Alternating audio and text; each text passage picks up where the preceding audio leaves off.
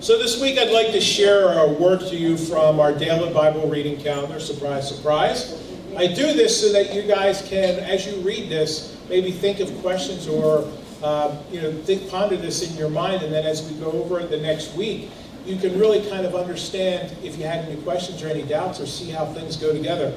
Or, like I do, see how your brain thinks differently than my brain.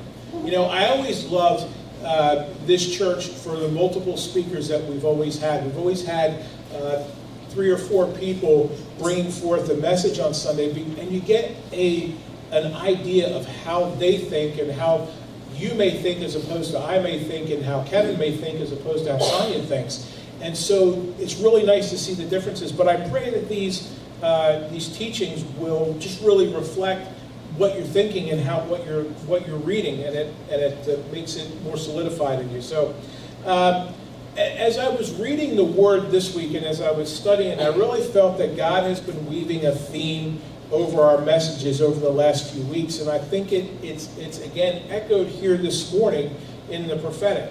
You know, 2 weeks ago I shared a word about temptation, and one of the things that I shared about was, knowing the difference between a true word from God and a temptation from the devil, because sometimes they're very similar, and one is just going to be off just a little bit, or just a hint of this or that, a hint of distruth in that will cause you to, might cause you to sway. You ever take those SAT tests when you were a kid, and they give you 4 choices, and one of them's like really off the wall, one of them's like, well, maybe, but then 2 of them are really close and only one word is different. You're like, ooh, I know one of those is right, but I can't remember which one it is. It's kind of like that.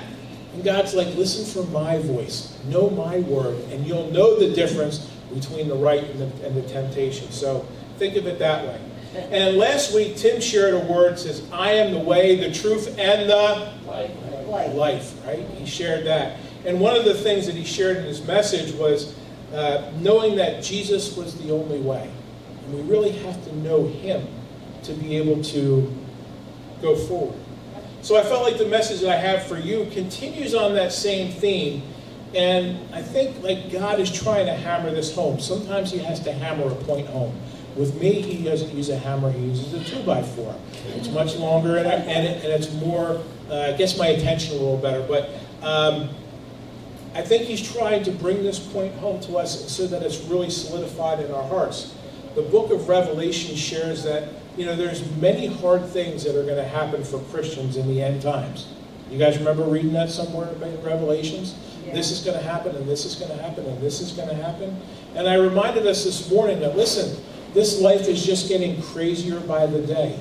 And unless you're rooted in him, unless you're grounded in him, you're going to be swept away by the crud that comes about. So I believe God wants us to be prepared. I love God. He wants to prepare us for tomorrow, for next week, for next year. And if you'll listen to him and if you'll follow after him, you will be prepared. Psychologists tell you that you have to hear something 7 times before it finally registered. Those of you husbands who are in the room, you might have heard your wife say this once or twice, and you say, I never heard you say that. She's like, that's because I'm only up to 4. You haven't heard 7 yet, right? Hopefully this is number 7 for you this morning. And you get this in your heart, you get this in your mind, and you make it certain. So the title of my teaching this morning is, Are you sure?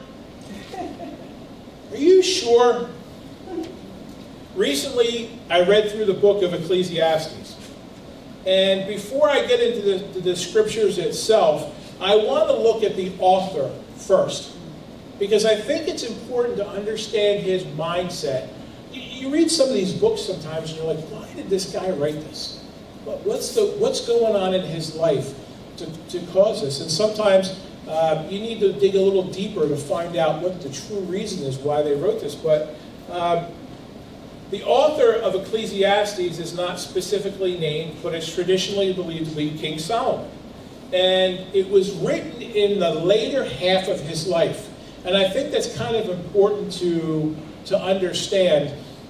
As we go through life, we automatically, maybe not automatically, sometimes I automatically think that the people who have books in the Bible, who have written books in the Bible, are on track, on point, and we're going to find out here that King Solomon, not so much on track. Even in a later part of his life, he's still kind of questioning God and really kind of struggling with, what is the truth? And so,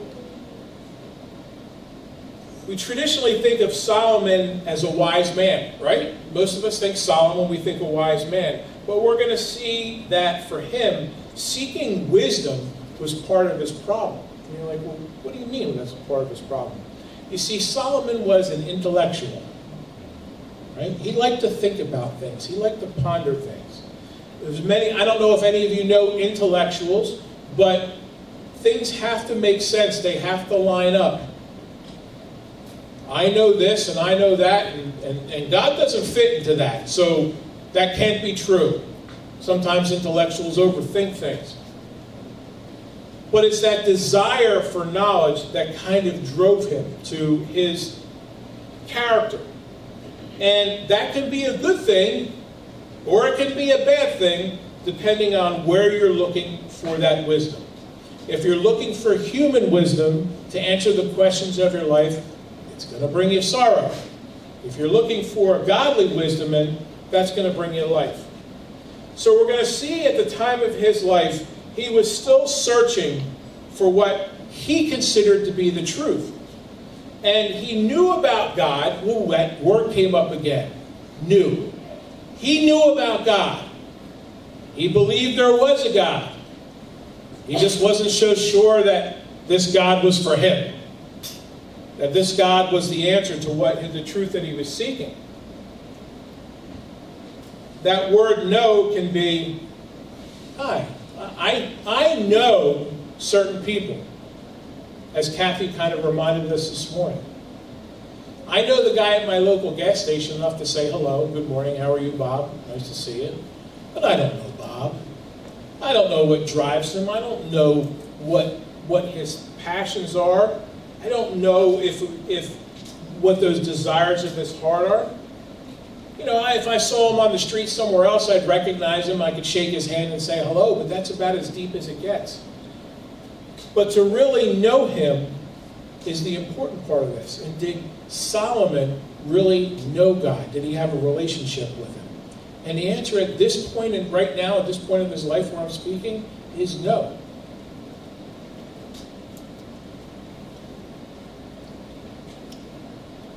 That's how Solomon knew God, as a casual acquaintance. The encouragement in this teaching for you is that you would truly know who God is in your life and what he does. The position that he has. If you have any questions about King Solomon and those struggles that he went through, you can read through the book of 1 Kings. It will share his life with you and some of the struggles that he went through and the decisions that he's made. And the whole reason that Solomon writes Ecclesiastes was to document his own experiences and observations about God. You want to know what he thought about God? He'll tell you. Or what he observed about God. For himself, he wanted to find out personally who God was and if he was really real. And whatever conclusion he came up with, he was going to pass it down to the next generation. As a parent, you want to pass on that wisdom to your children. You want to pass on that understanding to your children. Whether they believe it's right or not, you train the child in the way they should go, and when they grow up, they will not depart from it. And as my kids have gotten older, they've had their own thoughts. Well, Dad's a little off on that one. Or maybe Dad was right. I don't hear that too often. Once in a while I get the, yeah, you were right about that. But they need to find out for their own, and that's what Solomon was doing here. He wanted to find out really what the truth was, and then he would pass it down. Solomon has an inner struggle inside of his heart. He has a battle going on there, and he's trying to settle that debate. Which is better, human wisdom or heavenly wisdom? So he sets out on a quest to find the answer. This is really true. Ecclesiastes 1:13 says this, "And I set my heart to seek and search out by wisdom concerning all that is under heaven, this burdensome task God has given to the sons of man, by which we may be exercised." I think this is an important decision for every person to make. New Christians especially. Have you set in your heart to seek out what is wisdom under heaven? Have you seeked out to find out what this burdensome task that God has exercised? Because once you get this question settled in your heart, you can begin to move forward. But until you settle this question, you will always be divided and struggling with the truth of who God is. I've counseled Christians who still, maybe after 5, 10, 15 years, are still struggling with that decision. Is God really true? Is what I'm reading really the truth? Does it really work? Is it real or is it not? And Solomon starts out on a quest to find some answers. And this is the first question that he comes up with. And it's Ecclesiastes 1:2. And it says this, "Vanity of vanities." Is the first one there, Ann? Yes. Let's go with first one. It says, "The words of the preacher, the son of David, king in Jerusalem." Verse 2 says, "Vanity of vanities, says the preacher. Vanity of vanities, all is vanity. What profit has a man from all his labor in which he toils under the sun?" I heard this scripture, and I think it might have been Kevin who shared this a couple weeks ago. Maybe it was Kevin or Tim, I can't remember. But we were talking about this. And Solomon here is asking the age-old question that's been asked for thousands and thousands of years. What's the meaning of life? As a young person getting into your late teens, early 20s, you might go, why do I want to do this? What is the point of this? What profit is it to me? I was talking with Dennis last week, and we were talking about the Garden of Eden. And we were talking about the problems that came up because of disobedience. And one of them is that women would go through painful childbirth. Dennis was telling me about that. And then I reminded him the other one is that man will work all the rest of the days of his life. And you're like, ugh. Man, if you didn't have to work, and ladies, if there wasn't pain in childbirth, would this world be a much better place? Holy moly! Why do we do all this stuff? What's the meaning of life? Ecclesiastes 1:14 says this, "I have seen all the works that are done under the sun, and indeed all is vanity and a grasping for the wind." What exactly are you talking about here, Solomon? He said that everything that he has seen so far, everything that he has observed, is pointless. What's the point? It's like trying to catch the wind, he's saying. Kevin, would you help me for a minute? Let's face this way. This is what I want you to do. Kevin, put your hands out like this. Good, like towards me. And I want you to catch the wind. Ready? Go. Catch it. You got it? Solomon's like, I want another shot at it. okay, all right, let's do it again. Ready? Ready? You got it? Solomon's like, everything we do, it's like trying to catch the wind. You can't do it. What profits a man from all of his labor? What's that word profit mean? Profit in the Hebrew is translated into value or gain. So that word would translate it as, what does man gain from all of his labor over a lifetime? Anybody have the answer? Squat. Nothing. You can work till you're 99 years old, till the day you die. And when it's done, oh, that was a waste of 99 years. Solomon is asking, in the end, what do you really gain from all that? Working hard. Well, obviously I like to eat, so working hard helps provide food for my family and a house over my head, and yes, very temporal things. But he's not talking about the temporal things, he's talking about the eternal things. Because to him it's just all vanity. Vanity is defined in this verse as an emptiness or unsatisfactory.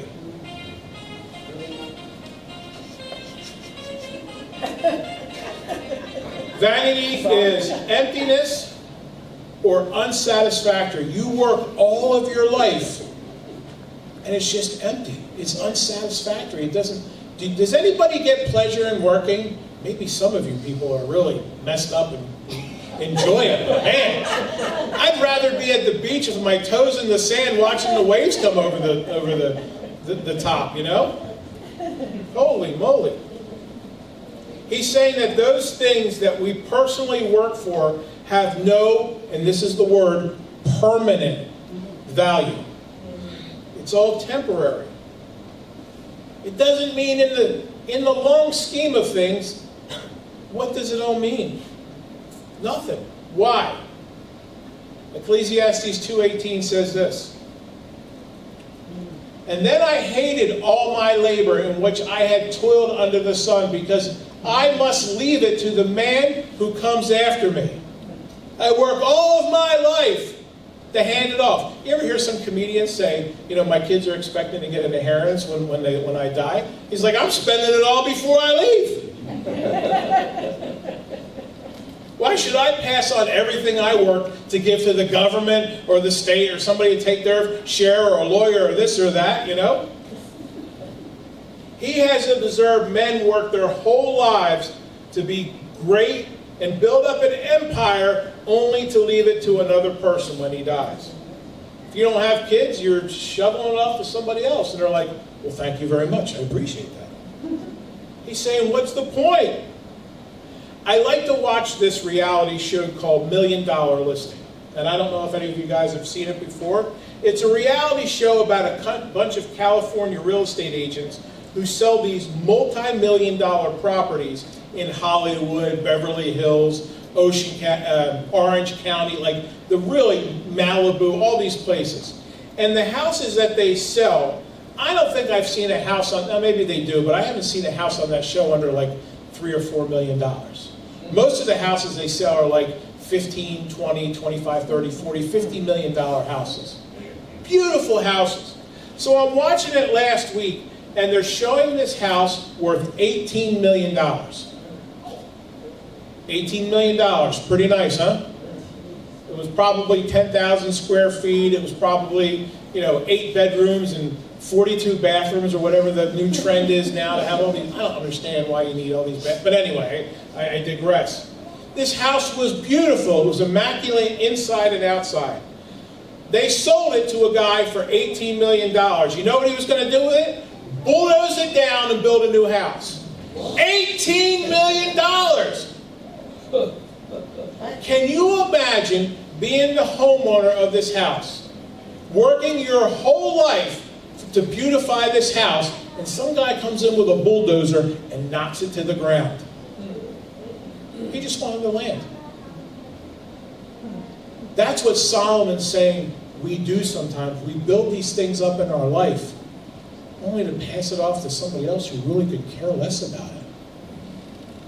We look for these temporary things. We look towards these temporal things that make us happy in the temporary, but really have no value. He's saying in the grand scheme of things, these things don't matter. So, what specifically are the things that he has found or observed, because remember this is his observations, that people are chasing after that he found to be meaningless? He points to 5 different things. The first thing we just talked about, wealth. There is nothing wrong with wealth. Please don't misunderstand me. There's nothing wrong with having money. But some people devote their whole lives to build up as much as they possibly can at the sacrifice of family, friends, God, to attain the almighty dollar. How many stories have you heard of people who are millionaires or multi-millionaires, have all this money, but they have no friends? They have made no relationships in their life.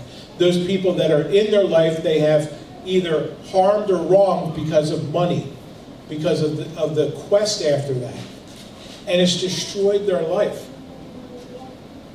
The second meaningless thing that he says that people chase after is pleasure. Ooh, I like pleasure. I'm sure you like pleasure.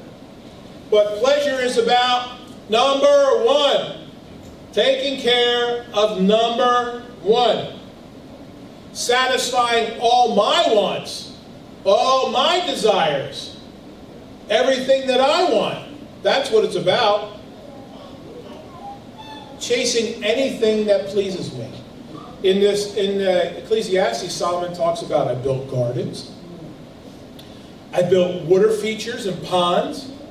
I built this. I built vineyards. I had servants. Anything that would please me, I chased after. But at the end of it all, what does it really mean? Leave a garden unattended for 1 year and look what happens to it. Heck, go out in my backyard and look at my garden. After 2 weeks, there's weeds 19 feet tall if you don't take care of it. It totally grows over. The third meaningless thing that he says people chase after are great accomplishments. Maybe it's a title after your name. Maybe it's a certificate or a diploma with your name on it. Now listen, I'm not talking about those things that you need to get to accomplish certain goals in your life, but things gathered to you that you've gathered to make yourself feel more important. You know, and listen, I'm not going to say there's anything wrong with this, if this is what God is calling you to do. But I know people who are later in life, 50, 60, 70, 80 years old, going back to school to get a doctorate or a diploma. Why? So they can further their career? No. Just so they can feel good about themselves, so they can be important.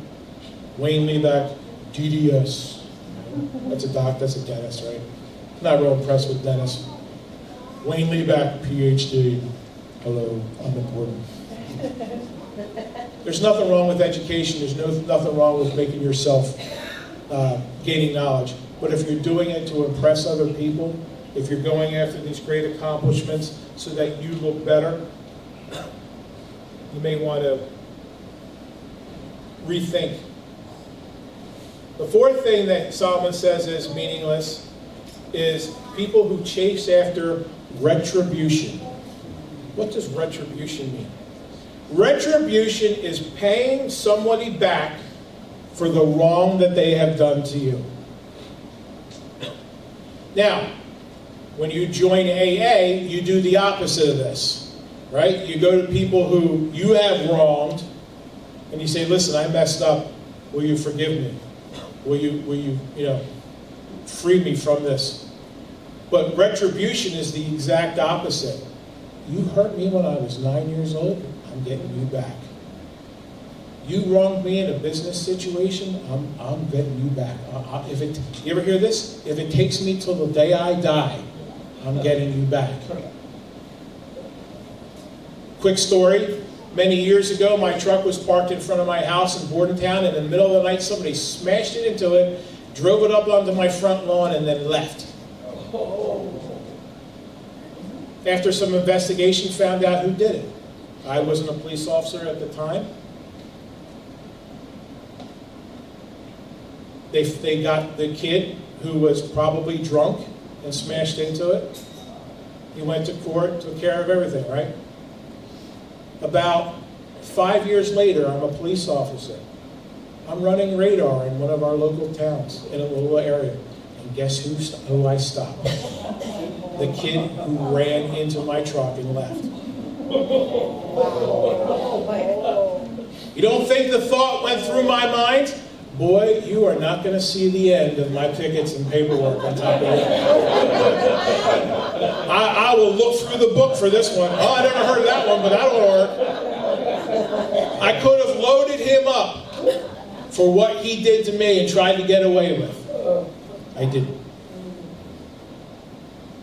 Because retribution is not of the Lord.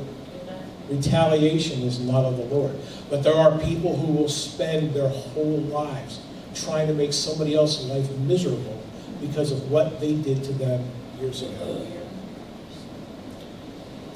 It will exhaust you and cause you to live in constant anger. Don't get caught in that trap. The last thing that he says is meaningless is materialism. Similar to wealth, you ever hear of the saying, he who dies with the most toys wins? You ever heard that saying? Some people think that's true. I was talking with Christina the other day, and we were discussing a woman who she knew from the town, and they were buying a beach house. And I'm like, they kind of got similar lifestyles with us and similar jobs. I'm like, how can they afford a beach house? Well, not only do they have a beach house, but they have a camper, they have a this, they have a that. And Christina's like, I'm sure they don't make that much money. They're just that much in debt. And you're like, good point. Do you know what the fastest growing industry, one of the fastest growing businesses in the United States is right now? Storage units.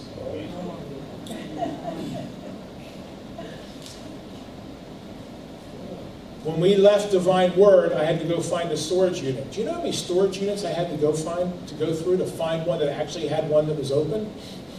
I'm like, are you kidding me? He goes, dude, we're all booked up, man. You got to plan ahead. I'm like, I didn't know I was going to have to do this.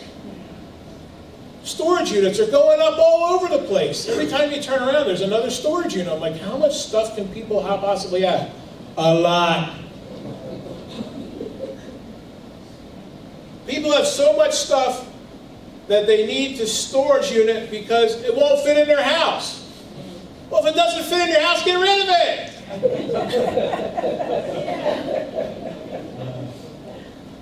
I heard this lady on the radio or TV with one of these programs, and she says, every year you should go through your stuff. And if you haven't used it in a year, throw it out. Because we got so much stuff. I bet you if I go to anybody's house in here, right? And I go into your appliance cabinet or drawer, and I open it up, and I look in the back, and I go, when was the last time you used the bread maker? You're like, 1979? I just got so much stuff. Oh, this will work. Amazon. When you first go on the page, 10 things you know you didn't need. And you're like, if you know you didn't need them, then you don't need them.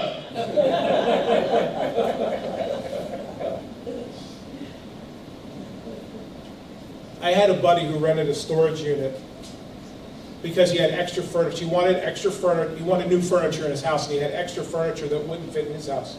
So he put it in a storage unit.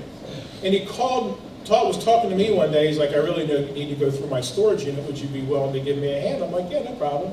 So we opened the door, and it was like the dust bowl came out of it. And I was like, dude, when was the last time you were in here? He's like, I don't know, like 11 or 12 years ago. I said, you've been paying on a storage unit for 11 or 12 years and haven't taken anything out? He's like, yeah, I really needed to go through it. That's an understatement.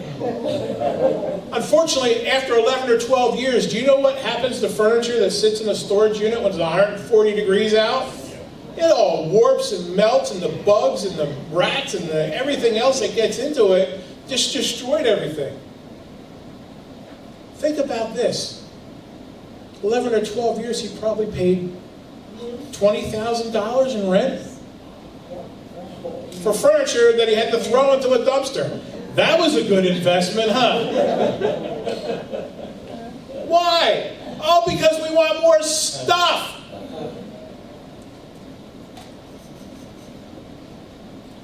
I told you that Solomon had two questions that he pondered. That was the first question. about life. And the second question was this. The second thing that he pondered, he said, can wisdom be found by a human being apart from revelation from God? The short answer for that is no. But Solomon, because he was an intellectual, wondered if he could discover the answers of life, the meaning of life, on his own, through his own intellect. I think they call them philosophers, right? He was thinking about, can I figure this out on my own? But throughout this whole process, he discovered that everything that is man-made or made of man, or has man inspiration, is of no value. That's the conclusion that he kind of came to. In Ecclesiastes 1:16, it says this. I communed with my heart, saying, look, I have attained greatness, and I have attained more wisdom than all who were before me in Jerusalem. My heart has understood great wisdom and knowledge. And I set my heart to know wisdom and to know madness and folly. There's a good thing to go look for. I'm not going to understand madness and folly. I perceive that this is all also a grasping of the wind. For in as much wisdom is much grief, and he who increases knowledge increases sorrow. This is what he's saying here. In more human wisdom, all you're going to do is increase your human sorrow. That's all that's going to happen. For in much wisdom is grief, and he who increases knowledge increases his sorrow. I think he's talking about the worldly wisdom that he has attained. It hasn't helped him. It hasn't brought any enlightenment to him about permanent things that we talked about before. It hasn't helped him understand the purpose of his purpose on this earth. And he goes through this whole book wondering if thing after thing in his life really has any permanent value. He talks about toil. Does toil have any value? He even says, do friends have any value? Practical wisdom, diligence. He contemplates a lot of different areas. And he finally comes to this conclusion. It's in Ecclesiastes 12, verse 13. He says, let us hear the conclusion of the whole matter. Fear God and keep his commandments, for this is man's all. He says that's the answer. He said, for God will bring... It's okay, you can go ahead. For God will bring every work into judgment, including every secret thing, whether good or evil. That's the things that we're supposed to invest our time in.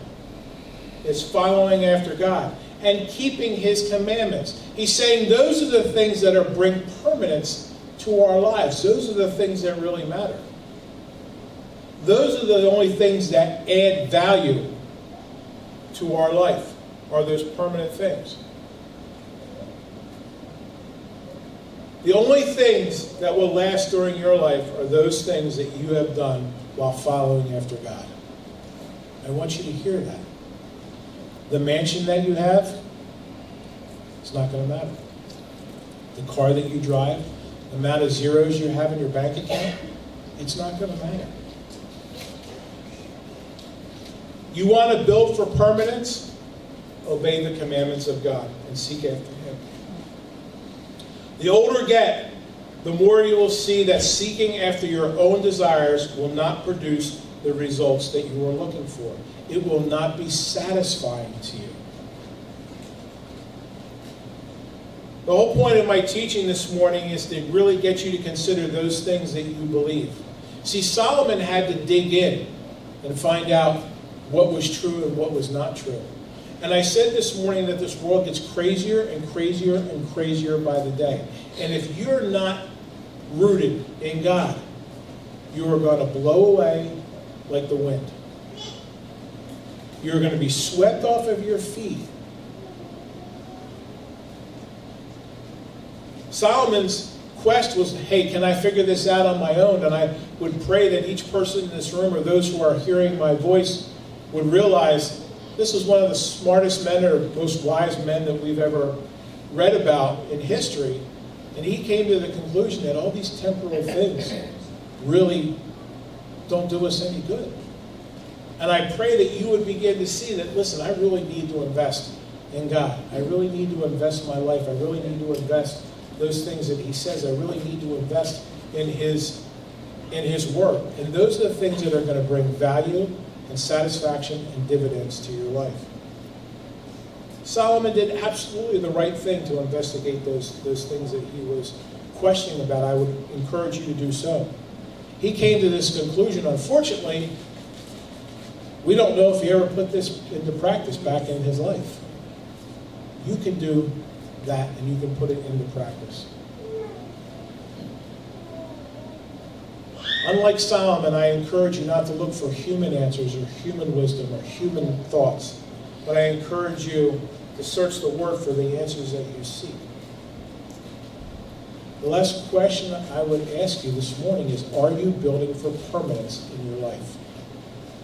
Are you concerned about today and tomorrow, or are you concerned about the heavenly afterlife that he has provided for us? Are you building for that? Are you building those things that are going to last? Let's pray. Father God, I lift up this word to you, Lord. If there's anything I said in error this morning, I pray that you would just erase it from our memories. But Father God, if there's things that are truth, nuggets of truth, I pray that we would hold on to them, that we would begin to ponder and think about them, that they would not be lost as soon as we walk out the door, Lord. But Father God, I pray that these words would resonate and echo through our minds and really cause us to consider, am I building for permanence? Am I digging into the Word? Am I rooting myself for tomorrow and the storms that come? Or am I just wanting to satisfy my own pleasure for today? Lord, I pray you would help us make that understanding and that decision and then put it into action in our life. I pray this in the mighty name of Jesus.